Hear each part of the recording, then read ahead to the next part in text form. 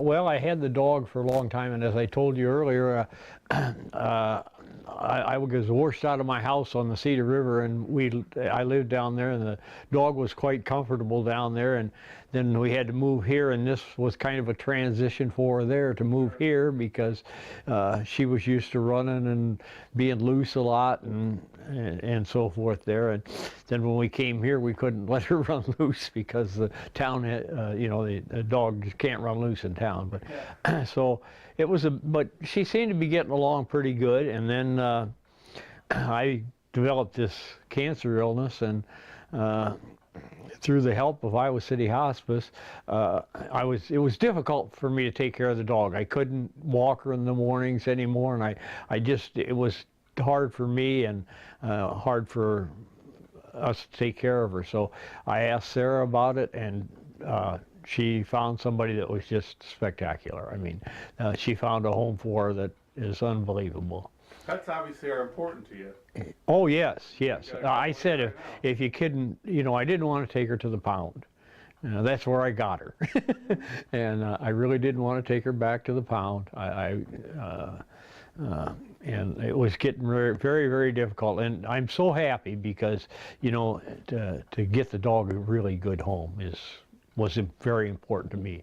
And I know later you're talking about interviewing that lady, and you'll see what a wonderful person she is, and really she deserves the credit for doing this. Really, I can't tell you how much I appreciate it, and Sarah's help too. She's been a big help. Sure. And you were, so a little background too, you volunteered with Iowa City Hospice. Yes, I did. Yeah, so yeah.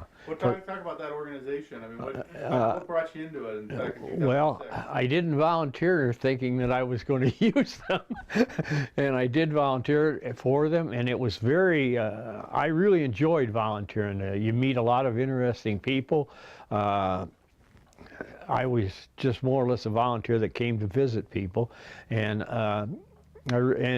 my last thing that I was doing was I was at Simpson Home out here, and I would go visit sometimes from 6 to 4, whatever Sarah would tell me that were hospice people that were staying at the Simpson Home, and that was a nice assignment. But I also visited individuals and just wherever they'd ask, wherever they needed help, I tried to be able to help them out. Now, the volunteering for Iowa City Hospice, I got as much out of it as I gave, I can tell you that.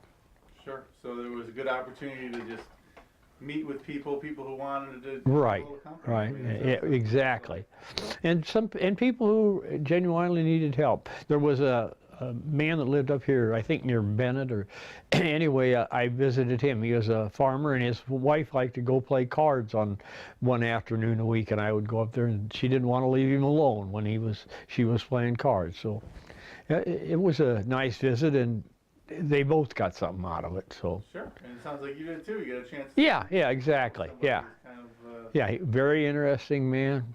Yeah. It's amazing what you can learn from just sitting and talking with people. I know that's something. You probably know that more than anyone. You do learn a lot. Talking. So now obviously you've reached out to hospice for the Iowa City Hospice for the some help with the Emma. But I mean, what other kind of services will they?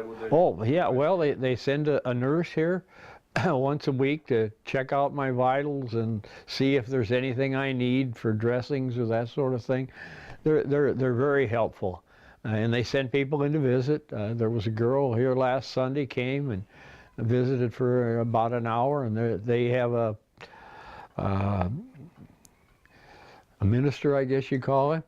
Yeah, chaplain, and he comes around, and he's a very, very nice person. I really like him. He's very nice, and they have counselor. Counselor was here to see me. Well, I find hospice, sure you have an illness, but you're at home. I mean, yeah, that's right, exactly. Really one of the big things. Yeah, and there's really no reason I have to be in a hospital. Yeah. I mean, I'm sure I could be in a nursing home, but there's really no reason that I have to do that. So, and I'm much more comfortable here, I can tell you that. Yeah, well, and then one of the things is you get to be around here. You're a big pets guy, so we'll talk more about Emma here, but yeah. your other two pets, we saw a cat and a dog. Are those Right. the two? Yes. Well, Tell me the about cat belongs to my girlfriend, and Okay. and the dog is also, that was her dog too, and it's an inside dog. It's a very nice dog. We got that as a gift from someone else who had to move, and they had two dogs, and they could only allow one at the where they were moving to. So we wound up with the dog, and it's a nice dog. It's a very good dog. What's the importance of just having pets? It's nice to have the pet around, right? I mean, Absolutely. Yeah, I've always, they're enjoyable. Yeah. and Emma, tell me about Emma as a dog. She was, I know she likes to be outside. Well, yeah, I can tell you, she liked to be outside. I'll start off when I adopted her. I got her from the Davenport shelter, the pet, what are they? Yeah, the Humane Society, yeah. And, Pound. yeah, the Pound. And she laid in her cage, and she was quiet, and she was just the nicest little dog you ever seen. And I picked her out, and then they said they had to have her spayed because she was a female, and then I'd have to come back and pick her up. So I came back and picked her up, and I brought a leash, and I put it on her, and she walked very calmly to the door. And when I opened the door, she took off running with me hanging onto the leash, and that was pretty much her behavior for quite a while. She really fooled me, but she was a very good dog, and she's still a good dog. The people who took her said that they really enjoy her. So, like I said, that makes me happy too. I can tell you that. Well, and Don is invited anytime.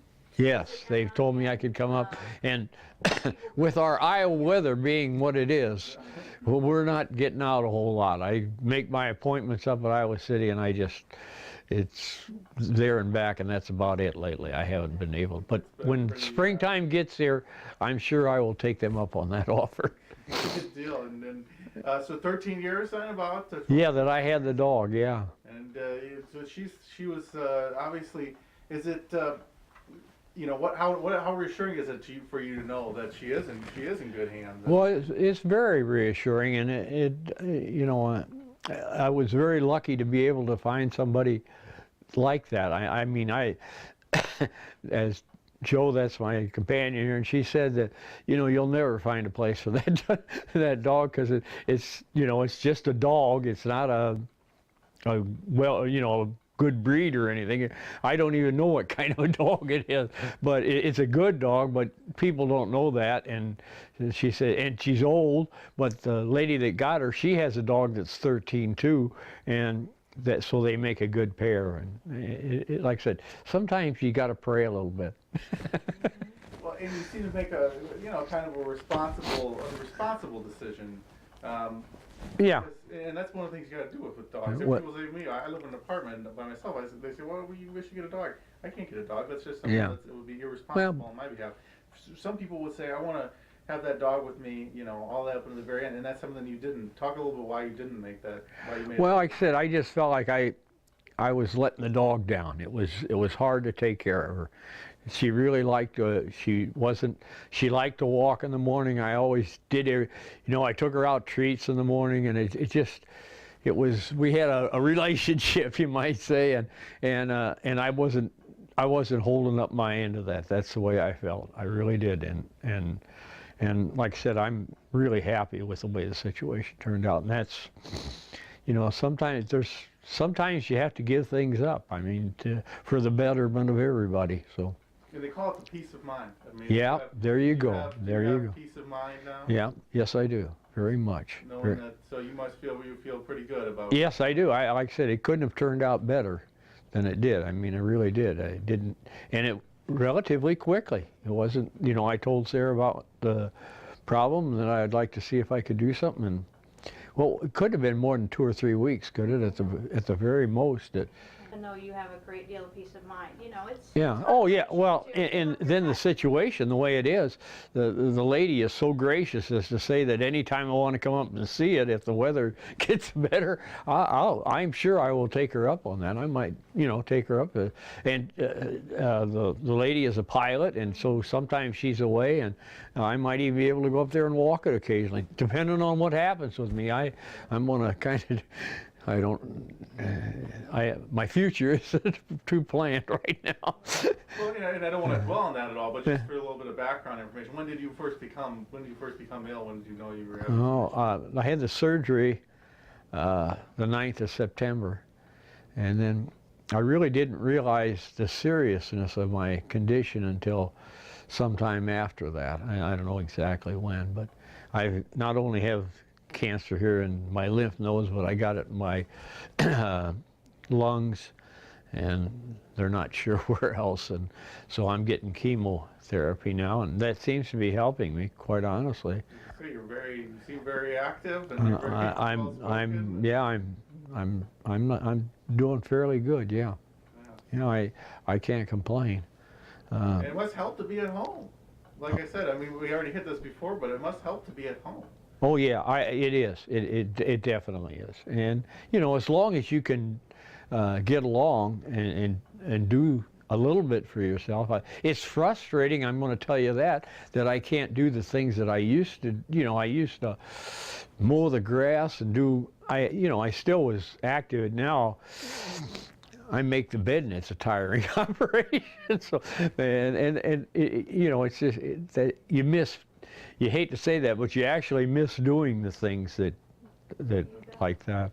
Don, do you think your involvement with Iowa City Hospice as a volunteer made you more comfortable accessing hospice when you? Well, I really knew what was available. Yeah. That's true. That's true. And when you say that, what do you mean? What do other people need to know about what's available? Well, yeah, that's a good point, because actually, I said I knew what was available. I knew some of what was available, but when they came and met with me, help me out here. Who's the lady that fills you in when you first sign up for hospice? Well, is it Angie? I think it was Angie. Yeah, but anyway, they give you all the services that they are going to provide for you, you know, what they're going to do for you. They list all those out there, and there was some things on there that I didn't know about, which kind of impressed me was that you can go stay at Mercy for a period of time, like say if I had something came up that Joe had to do something else and wouldn't be here to take care of me, I could go up there and just stay for a few days or a week or whatever, and then come back home again. And they'd have somebody there to take care of me. What do they call that? Respite, yeah. Yeah, and you know, that's something that could come in handy. It really could, because sometimes it's hard to commit yourself to. And you know, people who are now. Joe isn't with hospice, but she's kind of my caregiver, and that's something that's important. And they give support to the caregivers also, you know, if there's something that they're having problems with. And this hospice is not an easy thing to go through, I can tell you that. I'm doing a lot better now than I was when they sit there and tell you how many months you got or whatever. I always thought I was pretty tough, but that's tough to take. Yeah, that's kind of it. But you seem to have a little bit of control over it. Oh yeah. I don't want to go lay at the nursing home. Well, I do, but if that would arise that I had to, I'm not going to say I wouldn't, because you don't know. You really don't. I never thought I'd be in this position. I never did. But you don't think about that. I mean, I think you'd be a bit strange if you did think about it. You probably should, but I have been impressed beyond the inside. You know, there's two ways to look at it, and this doesn't from hospice, and hospice helps you with this. Iowa City Hospice, they really do. Here's the, you know, it's hard to accept the fact that you are not probably going to be here for a long period of time, but by the same token, the good side of that is that you have a chance to really do a lot of things that if you happen to have a heart attack or an accident or something, and something happened to you, you leave all that to your family to have to take care of. And you don't get to see people when you, for instance, this Christmas, my entire family came home for Christmas, and they're pretty stretched out.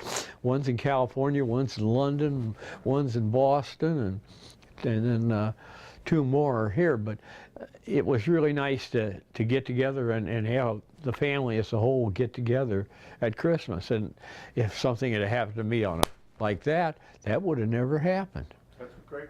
We have a friend of ours who has we developed a friendship with him because he had a very aggressive brain cancer. Uh-huh. That was the point that he always made. That he had time to plan. Yeah, he's actually beat it for now, but yeah, he said, you know, hey, look, I got to be able. I know, you know, a lot of people that's just like that. And yeah. The point that he makes it, I was always really stuck with me. That's really and then, boy, your family, that's a lot for them to take care of, you know, and it causes a lot of stress and so forth. So in some ways, this is better. And we'll go back to the kind of pet peace of mind here just a little bit, but did you ever respect Iowa City Hospice? That was one of the things that they would do is help take care of your pets. I mean, that's right, exactly. Oh, think about, right? Yeah, exactly. You don't think about all the things that they would help you with. They really do. And we were talking a little bit earlier about the model, the hospice model that we're all buying into, because you're not getting curative measures. I mean, your chemo is to help manage the growth and the pain, but when you're being, you know, provided, supported physically, emotionally, spiritually, and any other way that we can possibly think of, you feel better. And when you get to have choices about what happens to the things that you love in life, and when you get to choose the place where you dwell, all those things add up to feeling better. Yes, they do. There's no doubt. You seem like you're feeling better now than when you first entered hospice care. Oh, I'm sure I do. I'm sure I do. Because that's like I talked about, that's when they kind of dumped that on me that you're not going to be here too much longer. And like I said, I don't know how other people are, but that hits hard. It hit me hard. And you know, you said, just so that you're pretty open about the whole thing, so like 9th of September you had the surgery. What was what kind of surgery did they say, you know, you have? Well, they removed a tumor, and yeah, they knew that was cancerous. They didn't know how, I don't think they knew how far it had progressed in other places. I guess when did they first say, you know, Don, you have cancer? When did they first make that? That was at Iowa City, they first said that. Before that, I knew I had a tumor. It was a tumor on the parotid gland, stuck out of my face like this a little bit. And I went to my own doctor, and he said what it was, and then he sent me to an ear, nose, and throat fellow, and he said, you're going to Iowa City. Was that all just in the fall? Yes, that was before September the 9th. In fact, that would have been probably in August sometime. Yeah. And then, because it took them a long time to... So it's all just within the last year? Yes. Action there. Come here, Emma. Come here, Emma. Are you my girl? Yeah. We're buddies, aren't we? We're buddies. Come here, Emma. Come here, Emma. Come here. Can you say hello? Come here. Come here. Emma, can you smile? Can you smile? Yeah. Yeah. Are you silly? Yeah. Are you silly? Mm-hmm. You know, the other thing, I mean, that was when we went to talk to Don. The other thing was she is so used to being active. Yeah. And, you know, she was a river rat outside all the time. You know, and so when he moved to that house of his in Wilton, you know, the only thing that he said that made her okay with that was that he was able to give her really good exercise every day. And so as soon as he was unable... Yeah. I'm just thrilled that she's able to get, you know, that you're so conscientious about giving them exercise. Yeah. I know you can't tell from Samson, but we really do with the burger. Oh, I can tell. I didn't go get first. See if we get them going together. Here, Samson, come here. Come here, Samson. Look at, here. Oh, that was all. Let's get this one.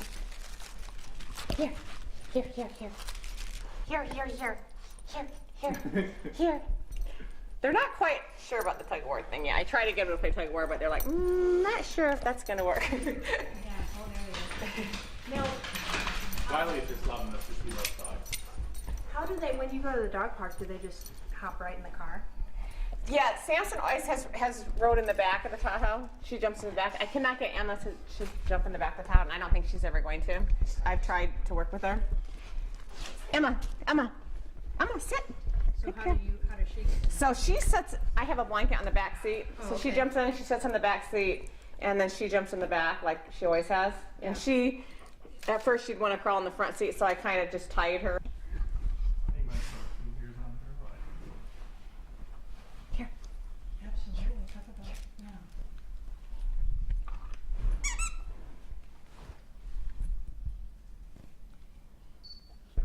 It's Sorry, fine. this is the last time we present for the rest Like I have dog park clothes. So I have like my really old Uggs from like years ago, and I have. Yeah, you were good about just saying, requires me to travel. Yeah, I don't like to mention the company name, you know? It's like, even though Transamerica is huge on volunteering, Transamerica donates so much volunteer money. And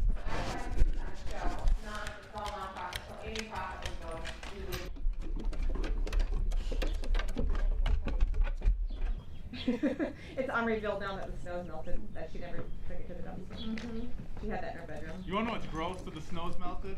Is if you go downtown Iowa City and like outside of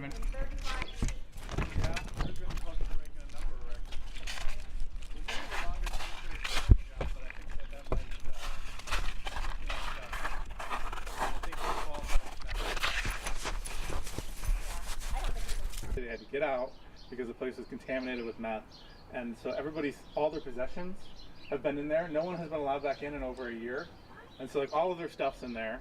There's like video game consoles, obviously TVs, all their clothes, everything, and it's just sitting there. And the city continues to debate what to do about it.